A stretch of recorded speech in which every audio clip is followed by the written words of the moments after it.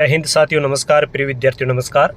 आज का जो हिंदी साहित्य का प्रश्न पत्र था कक्षा 12 बोर्ड परीक्षा का, उसके छोटे छोटे जो प्रश्न हैं उनका जो एक हल है, समाधान है, लेकर मैं हाजिर हूँ, प्राध्यापक शांतिलाल बिश्नोई।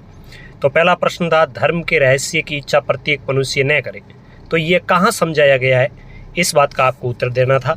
तो यह है जो घड़ी के दृष्टांत के द्वारा समझाया है। शेर किसकी मुद्रा में था? तो शेर गौतम बुद्ध की मुद्रा में बैठा हुआ था। प्रश्न नंबर 3 पूछा आपसे कि वसंत आया कविता के रचनाकार कौन है?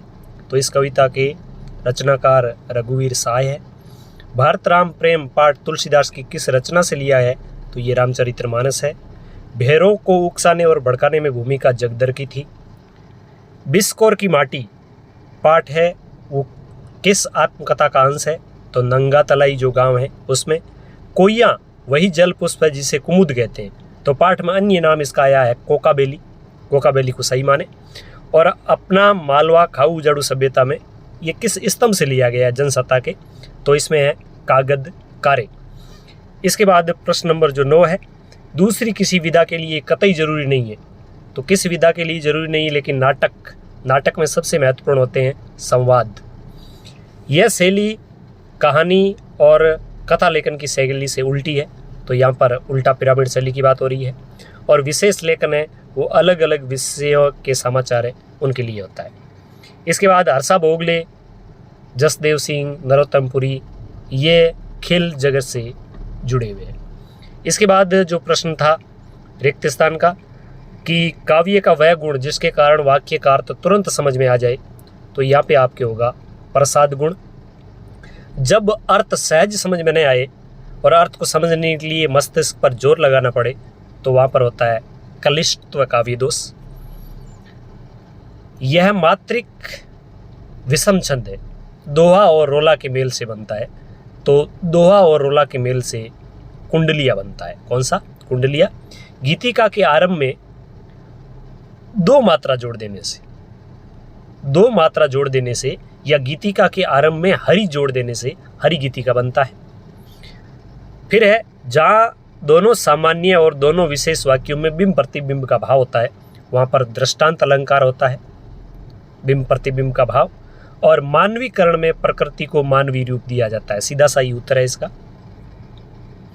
फिर गद्यांश में पूछा था, तो गद्यांश सीधी सी बात है, इसमें कोई देश किसी विश्व के किस देश के पास ऐसी भूमि है? तो भारत है, सीधी सी बात है। किसे अवांछित समझौते करने पड़ते हैं जो दूसरों पर निर्भर रहता है? भारत ने जब परमाणु परीक्षण किया तो क्या प्रतिक्रिया हुई? मतलब भारत पर कई प्रकार के प्रतिबंध लगाए गए। इराक पर प्रतिबंध क्यों लगा?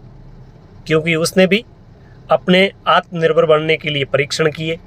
किसे कष्टों का सामना नहीं पड़ा? तो यहाँ पर भारत को कभी भी कष्टों का सामना करना नहीं पड़ा, या कह सकते हैं कि जो आत्मनिर्भर होते हैं उन्हें कष्टों का सामना करना नहीं पड़ा। और प्रस्तुत गद्यांश का शीर्षक क्या है? आत्मनिर्भरता। क्या है? आत्मनिर्भरता। आत्मनिर्भरता सबसे बड़ी शक्ति। फिर मीरा का पद है, पायो जी मैंने राम रतन पायो। तो मीरा ने कौन सा धन पाया? राम नाम रूपी धन। फिर है सतगुरु ने कैसी वस्तु दी? अमूल्य वस्तु। अमूल्य का मतलब अमूल्य वस्तु जिसका कोई मोल न हो। सब कुछ खोकर मीरा ने कैसा धन प्राप्त किया? तो जन्म जन्म की पूंजी पाई जग में सबे खेवायो। तो कैसा धन प्राप्त किया? जन्म जन्म की पूंजी है वो प्राप्त कर ली, वही ईश्वर का नाम।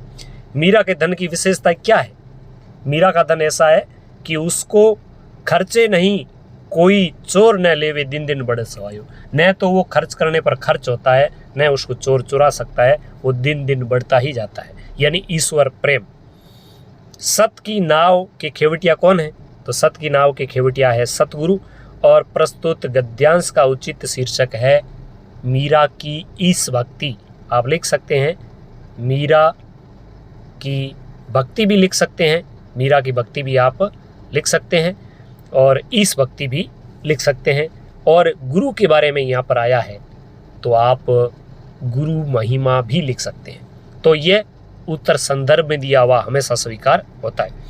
इसके बाद अब देखो रामचंद्र शुक्ल जो पाठ है उसमें से लिया हुआ है। तो इसमें उनके कौन कौन साथी थे? काबुली कायदा, यह भी आप संवेदिया पाठ में से लिख सकते हैं। सरोज कविता की मूल संवेदना, कुसुमित कानन हेरी कमल मुखी, यानी खिले हुए फूलों को देखकर नायिका है वो वियोग के कारण अपने दोनों नयन है वो बंद कर लेती है। तो इस प्रकार ये कुछ प्रश्न थे। जैसे प्रतीप अलंकार है तो उपमा का उल्टा होता है।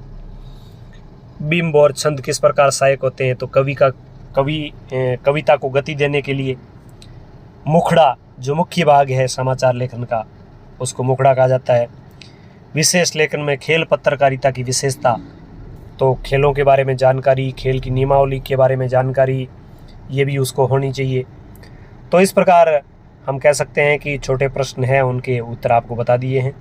बाकी हजारी प्रसाद द्विवेदी का पाठ है उसमें से लिया हुआ है, जहाँ कोई वापसी नहीं, सिंगरौली वाला जो पाठ है, रामचरितमानस तुलसीदास का जो भरत राम प्रेम है उसमें से, फिर हम कहें कि दीप अकेला अज्ञे की जो कविता है उसमें से, फिर निबंध है, ये मैंने आपको लिखवाया ही था, मेरा प्रिय साहित्यकार, तो आप सूरदास के बारे में लिख सकते हैं। और सबसे बढ़िया राजस्थान के पर्यटन स्थल, इनके बारे में भी आप लिख सकते हैं। तो प्रिय विद्यार्थियों, अनुभव करता हूँ और यह उम्मीद भी करता हूँ कि आपका पेपर अच्छा गया है। तो बताइए कमेंट सेक्शन में आपका पेपर कैसा गया है। कोई त्रुटिवश मैंने उत्तर गलत बता दिया है तो उसका भी आप सही उत्तर बता सकते हैं, और यह कमेंट बॉक्स में बताएं कि आपके कुल अंक कितने बन रहे हैं। धन्यवाद। जय हिंद, जय भारत, वंदे मातरम।